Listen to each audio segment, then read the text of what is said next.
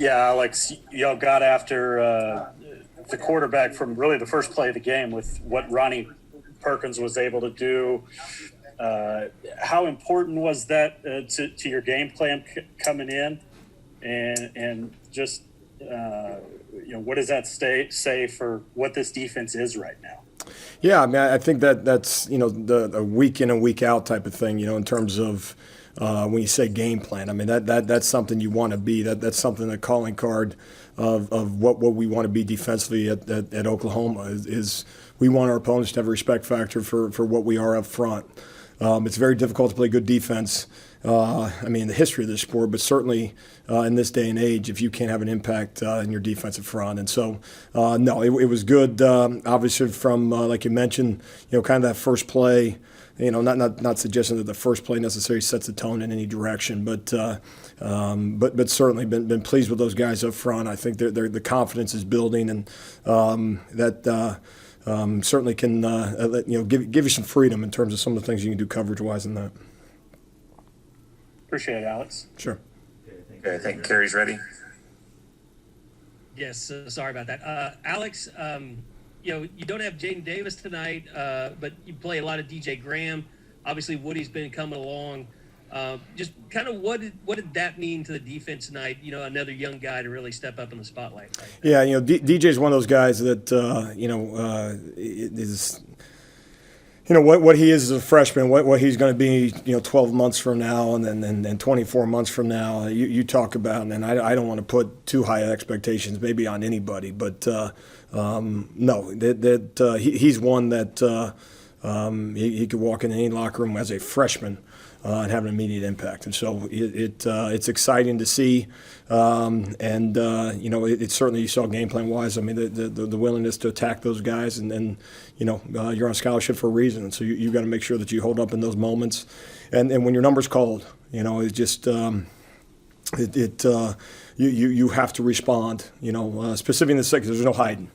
There's and we've talked about this before. If you want to defend the run, and the possibility of a quarterback run, and by the way, there's a route being ran. There's not extra guys for everything, and so there's a percentage of time that those guys are on islands. That's the job description. No one made you be a corner. It's exciting when like I said, those guys respond in those moments, and certainly as a young guy, excited to see DJ perform that way. Thanks, Alex. Jason Kersey. Yeah, Alex, with the game sort of in hand there at the end on Oklahoma State's last drive, you guys still came up with a goal line stop. What was your message to the defense going out for that last one when, I think if they'd scored, a lot of people would have thought it was no big deal. But I'm wondering what your message to them was. Yeah, I think in that moment, I got to give them a lot of credit. It was probably more messaging on their part. Specifically tonight. One of the things we've talked a lot about at length, and I'll be the first one to admit that we failed at times, and we've had this conversation post-game, and we felt a whole lot different several weeks ago, that, our performance always matters. And part of that is defensive football, part of that is playing at this level. They don't timestamp your missed tackle. It's the fourth quarter, so it didn't happen. They don't put the score next to the blown coverage, or name the poor play that you could have as a defensive football player. And so really not making that point because it is something that guys don't think about, but making that point because it controls outcomes. It controls these guys' careers, and taking more ownership in that. And that's one of the things we keep talking about. It's your career. It's your career. I can't make you finish. We can talk to you about it. We can explain it to you. We tell you how important it is. And we can talk about standard of what we want to be as a program, and specifically as a defense. But at some point, you got to take ownership in yourself and say, this is how I'm going to play the game because I'm an Oklahoma Sooner, and I decided to play defense. And I mean, it's either thumbs up or thumbs down. And that's 4 quarters worth. It's you on film. Thanks, Alex. Let's go to James Hale. Alex, you stoned their running game. Hubbard never got loose. They only averaged 2.8 yards a rush. You made them one-dimensional. Is that one? That had to be one of the keys to the game, right? No, it certainly is, and you know it's always fun as a defensive coach to use that phrase, you know, one dimensional, and if it was only that simple and that easy to do on any consistent basis, you know, even for 4 quarters, and so I was really pleased that way. I thought, you know, obviously we'll watch the film and we'll find things that you know make you frustrated, but you know, I thought we tackled, I thought guys pursued, I thought, you know, I just see intent. I don't. There's less of those plays where you see an individual on our defense, regardless of the level, whether it's D-line linebackers or secondary, that are just content with being in their gap.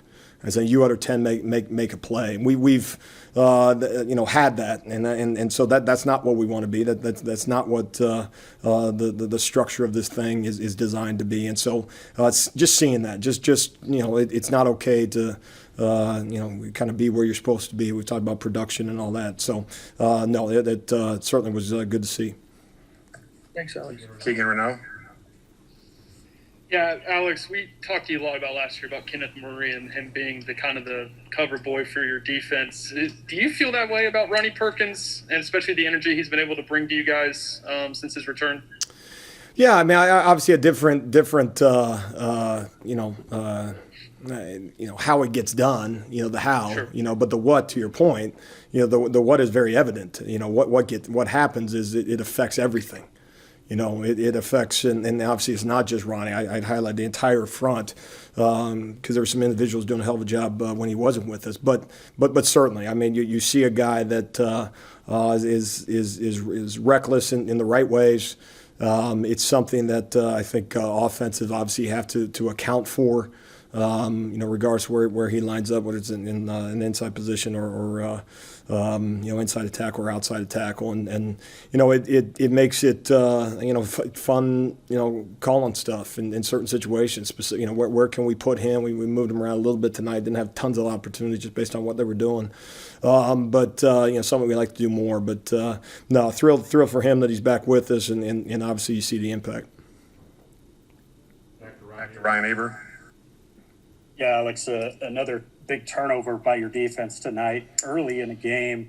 I guess, first of all, how gratifying is that to see that continue? And also, what was the most impressive thing about the play that David made there to come up with that interception?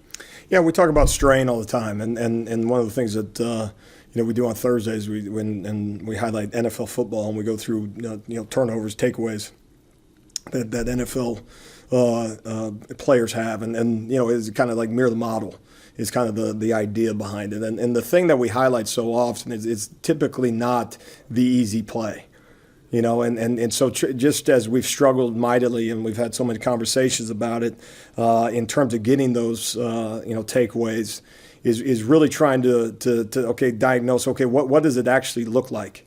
You know, can we emphasize it more? And you know, we talked so much about it, everybody on this call, you know, all the things that we try to do and can't emphasize it more. Okay, well then, you know, trying to think about, okay, what can we do to not inspire them to go get it. It's not, you know, watch as fans, you know, it's not a highlight. It's literally just diagnosing, okay, how are these things getting done? What's the common denominator? And the common denominator, you see everything that we talk about, you know, guys straining. To quarterbacks in terms of sack, cause, fumble, for instance. You know, getting there, you know, and we've had those type of plays where the quarterback has to throw it before he wants to, and it's an errant throw that turns into a tip, Texas Tech. A couple times, or you know, so it's strain. It's obviously guys doing their job. You know, if you're supposed to be 12 yards deep, you have a tendency, if you're at 8 yards, it doesn't come your way. You know, or you know, the cover 3 corner or a post safety. You know, if the receiver's behind you, guess what? You're not going to make it. And it's at that level and our level. So just those common denominators. It's everything we talk about. Again, strength of the football, playing together, meaning doing your job, and then the other side of it is the physical nature of things. But what you saw with that play, I know I'm talking a lot, is what you saw with that play was strain. I mean, that's you want to look up the definition of it, watch that play. an unwillingness to say maybe it'll I can get a finger on it or something like that. Or I wish it was a little bit easier for me. Now you see a guy just straining, and again, what the neat thing is now we're starting to see what the impact is. And you saw against Texas Tech, all of a sudden get that extra possession to the offense and see what they can do with it. So something that again, that's a week by week. You don't get credit for the next in the next game for what you got done tonight, but that's something that's got to continue. Appreciate it, Alex. Sure. Okay, a couple more. James Hale.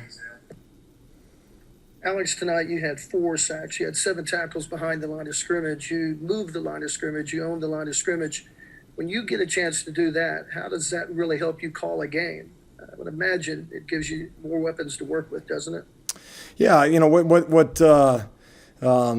what you're able to do is it gives you a chance to at times in situations obviously present themselves, but to mix coverage. We mentioned let's not have those a corner or a secondary guy on an island all the time. Well, if you're not getting any type of pressure on the quarterback, for instance, in the pass game, it's very difficult to then we got to add a body. Someone else has to be involved in it. And so it gives you some availability that way. And it's the same thing in terms of if you can in the run game not allow a play to get started, and that's what a TFL can do. It's you have fits, a single gap defense, and everybody has their responsibilities. But if you can penetrate, one guy can eat up 2 blocks. And not let a play actually get started. And once again, you don't have to load the box in terms of numbers and bodies. And that's a simple answer. But it's hard to do. And you're very appreciative of the opportunities when they present themselves because so often I go back to the numbers game. So often you feel like you don't have enough. Where you want them on the particular plays, but credit again goes to the front. Thanks, Alex. Sure. Okay, last one. Caleb McCurry. Alex, Lincoln just said earlier that he tries not to think about, where he is in the Big 12 and what he needs to do to win another title. But for you, how often do you think about where you and you guys are, in the Big 12 ranks, and how does it feel to kind of, think about being a step closer to controlling your own destiny, in the pursuit of a 6th Big 12 title for this program? Sure. I think what again, and you're asking me and you want my opinion, so I'll say just from my lens is I look at it playing meaningful football in the month of November. As a coach, that is something that it is rare, quite frankly. I mean, it always has impact. It has impact on how you finish seasons. It has, from an individual standpoint, player standpoint, you're talking about all conference teams are decided based on, how you finish seasons and that, and it's bowl games and all that stuff. So, meaningful football in November is something that your antennas are up for, and it needs to be. It should be, because you work, a calendar year. To put yourself in a situation that again at the tail end of this thing, you're 4 months in or whatever it is, that the games mean something, and so that is at the forefront. Does the intensity go up in this month? I would say yes. I think the teams that have the most success are also the ones that are most consistent. So it's consistent intensity that ultimately gives you a shot. But meaningful football. Man, that's why you get in it from a coaching standpoint.